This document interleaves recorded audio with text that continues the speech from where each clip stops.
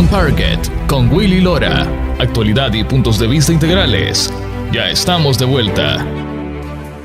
Ya estamos de regreso con nuestra última parte. Este es su programa especial On Target con Willy Lora. Dania, antes de entrar al tema del aborto, quería preguntarte directamente. El Talibán anunció su gabinete de gobierno.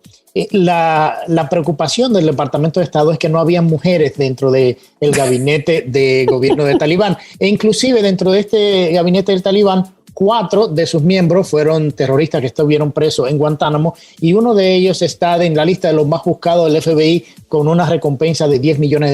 Entonces, ¿qué está pasando?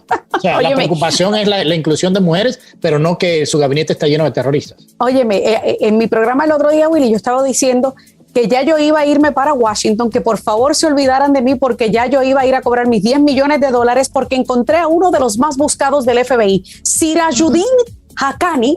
Acaba de ser nombrado como ministro del Interior y está siendo buscado por el FBI y se ofrece una recompensa de hasta $10 millones. Lo consideran armado y peligroso y es sospechoso de un ataque terrorista de enero del 2008.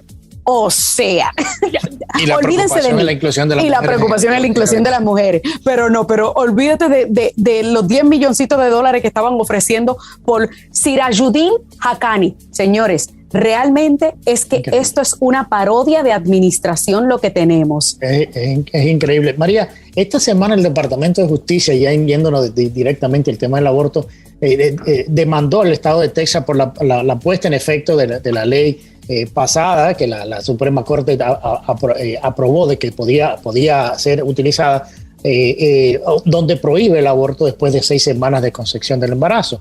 Esta ley fue permitida, como decía hace un momento, por la Corte Suprema. El Departamento de Justicia, según analistas legales, se convierte directamente no en un árbitro, sino en un partícipe partidista que con esta demanda, en vez de ayudar a la causa pro aborto, lo complica más.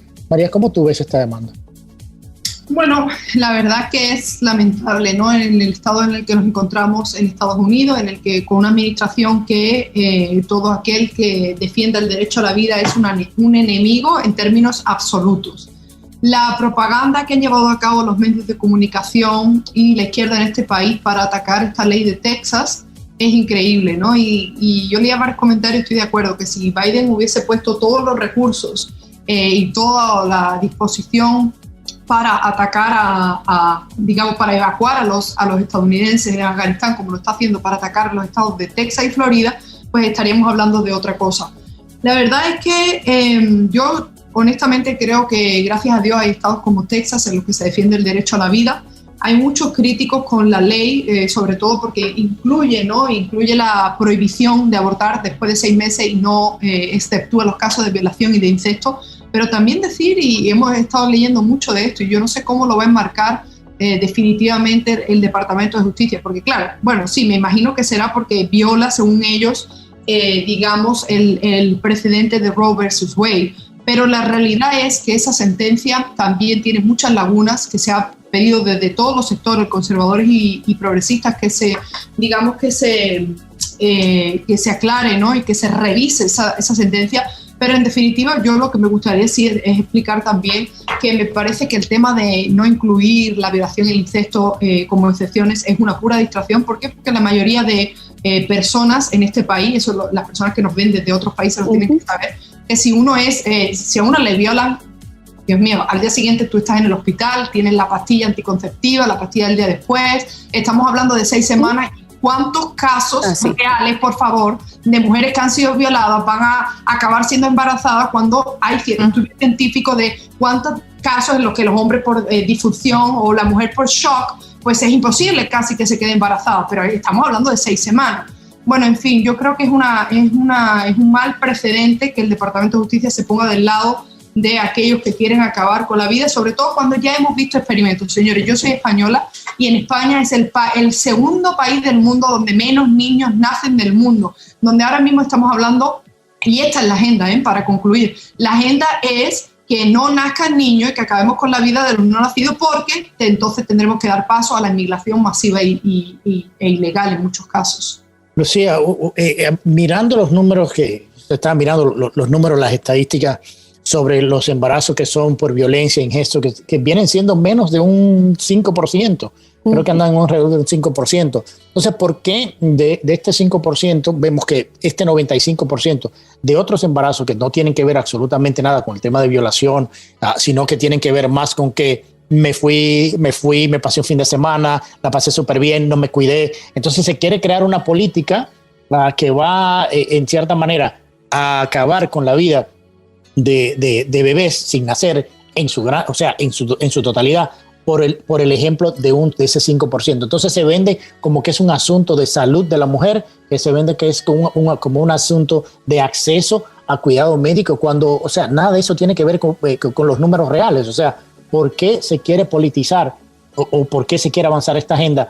Que, como decía María hace un momento, se entiende que esos casos pasan, pero se quiere, de cierta manera, prohibirlo de todo, o sea, de que se prohíba, de que se le quite la prohibición al aborto, que sea abierto. O sea, ¿a dónde se va a llegar con este tema? Es un tema que se ha venido discutiendo, pero los números no reflejan lo que se quiere imponer, sino vamos a hablar de números reales. Mira, yo creo que si se aprueba totalmente la despenalización del aborto, creo que aquí lo que crearíamos es un tremendo relajo. Yo pienso que el Partido Demócrata lo que hace es tratar de complacer a ese grupo de liberales y los liberales extremistas también, los progresistas, que lo que quieren es la inclusión de todos estos grupos, incluyendo la comunidad homosexual, incluyendo aquellas mujeres que lo que quieren es que se respeten sus derechos. Yo también quiero que respeten mis derechos, por supuesto que lo quiero, pero saben una cosa, el tener relaciones sexuales implica responsabilidad. O sea, no es nada más las voy a tener y si me embarazo, me practico un aborto y se acabó el problema. No, señores, porque el embarazo no es un juego. Lo que debería de hacer el gobierno, creo yo, y lo que debería de hacer lo que deberían de demandar las mujeres y también los hombres es la educación a la sexualidad responsable. Porque, como dice María, en los hospitales está la pastilla del día después. Es más, vas a la farmacia y te las tomas. También hay formas de que te tomas el paquete de pastillas anticonceptivas en ciertos. Claro, te tomas el paquete de pastillas anticonceptivas más pastillas en cada día para provocarte una menstruación, porque eso es posible. Y si no me creen, pregúntenle a un ginecólogo. Entonces, hay muchas formas de hacerlo. Pero ¿por qué? Porque lo que vas a hacer es darle una carta blanca a la gente, y esto es hombres y mujeres, señores, porque para el embarazo se necesitan dos. Sí. Esto es hombres y mujeres, para que cada quien le dé vuelo a la hilacha. Al final de cuentas, pues luego lo aborto. Entonces, ¿dónde queda la responsabilidad? ¿Dónde queda la responsabilidad social del individuo? Porque no puedes andar por la vida, ya me caíste mal, ya me estás incomodando, ya te borro del mapa. La vida no funciona así, señores. Y perdónenme, yo creo que por parte del presidente Biden es tremenda hipocresía, porque él va a misa todos los domingos y él se escuda diciendo que es una decisión personal y es un asunto muy personal. No, señor presidente, perdóneme, pero desde el momento en que usted es presidente, la gran parte de su vida se convierte en vida pública, y las ideas que usted pone sobre la mesa, incluyendo aquellas que según él mismo dice son temas personales, también le afectan a la gente. También hay gente que la sigue nada más porque el presidente lo dice. Entonces, no me vengas a decir que eres un gran católico cuando apruebas el aborto, y tampoco me vengas a decir que eres un gran demócrata porque estás a favor de que cada persona, cada mujer en este caso, tenga relaciones sin protección, sin responsabilidad, al cabo que abortas. Ahora, es un tema muy álgido porque hay también los casos de incesto, los casos de violación, etcétera. Pero esos temas son otro boleto. O sea, a mí esos temas son los menos, es el 5%, son los que menos me preocupan, porque me preocupa el 95% restante, en donde lo que están haciendo es estimular la irresponsabilidad sexual. Y eso nos puede meter en tremendos problemas. Y Dania, una interesante lo que dice Lucía, pero obviamente yo creo que y hay otras maneras de ver este asunto, porque se invierten miles de millones de dólares en la industria del aborto, no solamente en Estados Unidos, sino en otros países. Y de eso vamos a entrar ahora después de esta pregunta, que vamos a entrar al tema de México. Pero, ¿por qué en vez de utilizar ese dinero para la promoción del aborto, no se utiliza ese dinero para crear foster care houses, o sea, albergues, mejores albergues, financiar mejores programas de adopción a través mundial. O sea, hay otras maneras de cómo se puede lidiar ese problema. Entonces, ¿por qué no se quiere mirar a esas opciones? Sino que decimos, bueno, vamos a meter todos estos miles de millones de dólares solamente para aprobar el aborto. Porque no encaja en la narrativa y porque tampoco representa dinero de campaña. Así de sencillo. El gobierno le pone dinero a estas clínicas abortistas y ellas por consiguiente terminan invirtiendo más en estas campañas a estos demócratas de lo que el gobierno obviamente les otorga a ellos. Así que es un negocio redondo, Willy. Y dicho sea de paso, tengo aquí algunos de los números del aborto en cuanto, porque óyeme, imagínate tú si es un juego y un negocio de que no existe data actualizada sobre la cantidad de abortos que se llevaron a cabo porque básicamente a la mujer le importa o porque sí. Según unas estadísticas, la razón por la que ocurre un aborto, menos del 0.5%, ni siquiera 5%, Willy, menos del 0.5% fue debido a una violación. O sea, que ¿de qué estamos hablando? Esto no tiene nada que ver con obligar a una mujer que fue violada a mantener ese bebé. Yo recientemente tuve en mi programa de redes sociales al padre Orlando Lugo de Puerto Rico, que es sacerdote de la Iglesia Católica. Y él dice que, obvio, si él fuera padre en la iglesia de Biden, él le negaría la Eucaristía. ¿Por qué? Porque Biden está actuando en contra de los principios de lo que es la Iglesia Católica. Y él dijo algo muy interesante y tiene toda la razón. No podemos y nunca jamás se puede se puede borrar el trauma de una violación con el trauma de matar a otra vida, de matar a una criatura. Y dicho sea de paso, según otras estadísticas del aborto que yo leí recientemente, el 68% de las mujeres que recurren a un aborto es porque fueron presionadas de alguna manera o por su compañero o por su ex compañero o por sus amigas o por alguien en la familia. O sea, que a fin de cuentas tampoco es una decisión de la mujer. Está terminando siendo decisión de otro que está decidiendo por ella. Y vuelvo y repito, y como dijo una mujer que llamó a mi programa recientemente, esto no se trata de una extensión del cuerpo de la mujer, se trata de otra vida dentro del vientre de la mujer. Y en vez de estar invirtiendo dinero en matar a una vida, cuando estamos invirtiendo dinero en proteger huevos de avestruz que no han nacido y huevos de tortuga también que tampoco han nacido, invirtamos ese dinero en aquellas mujeres, mira, que no pueden tener hijos. Eso sí, es salud reproductiva, porque cuando una mujer está embarazada y que quiere abortar, la reproducción ya ocurrió, ya es otra vida la que estamos hablando. No estamos hablando ni del ovario, ni del útero, ni de una trompa de falopio de la mujer. Estamos hablando de otra criatura dentro del vientre de la mujer.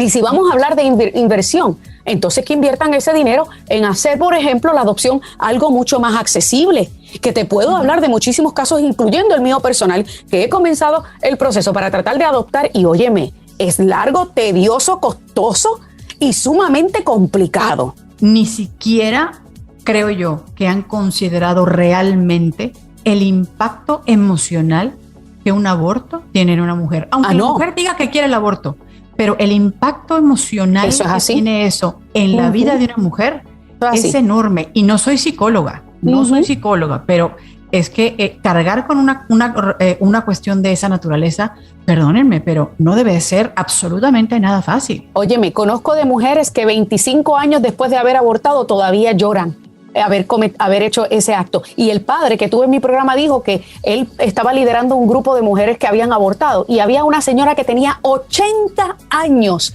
y cuando estaba contando el relato de cuando abortó a su primer hijo porque tenía 17 años, esa señora estaba llorando como si le hubiese ocurrido ayer y tenía 80 años. Así que imagínate tú, Willy, el impacto monumental que tiene en una mujer el matar a su criatura, una extensión de ella. No es parte de su cuerpo, es una extensión. Es increíble. Me quedan unos 4 minutitos y medio en este segmento, pero quería seguir en ese tema, pero irnos ahora, María, con México. O sea, donde la Corte Suprema de México despenalizó el aborto en ese país, utilizando unos argumentos en los cuales solo se referían a los derechos de la mujer, pero para nada se refirieron a los derechos del bebé por nacer. O sea, ¿cómo podemos leer este punto de vista desde el punto de vista legal? O sea, esta decisión de la Corte Suprema de México. Bueno, tenemos que ser conscientes de lo que está ocurriendo en México. En México, inclusive, y aprovecho el inciso para también hablar de otro tema, pero es importante. En México, inclusive, lo que está pasando ahora mismo es que, sobre todo con esta administración de Estados Unidos y la Organización de Naciones Unidas, lo que intentan es avanzar con la Agenda 2030 y, sobre todo, imprimir o digamos que en ese país avance la agenda, digamos, progresista. Y esto conlleva necesariamente vender el aborto como un derecho de la mujer, que yo estoy completamente de acuerdo que no es un derecho a la mujer, será el derecho a protegerte, a que tú tengas tus métodos anticonceptivos, pero nunca acabar con la vida de un ser que llevas dentro. Por otra parte, esta decisión, fíjate que una de las organizaciones que más lo celebró fue la encargada de Planned Parenthood en el hemisferio, que dijo que cuando la vida de las mujeres está en peligro, se está restringiendo el derecho al aborto, hay que redoblar esfuerzos. Entonces ahí te deja saber quién está detrás de esto. La decisión es histórica porque invalidó por unanimidad la legislación del estado de Coahuila, ¿no? Y lo que dice es que las mujeres no van a poder ir a prisión por abortos voluntarios. En México es importante que tengamos en cuenta que desde el 2007 está permitido el aborto. De hecho, en el Distrito Federal, correcto.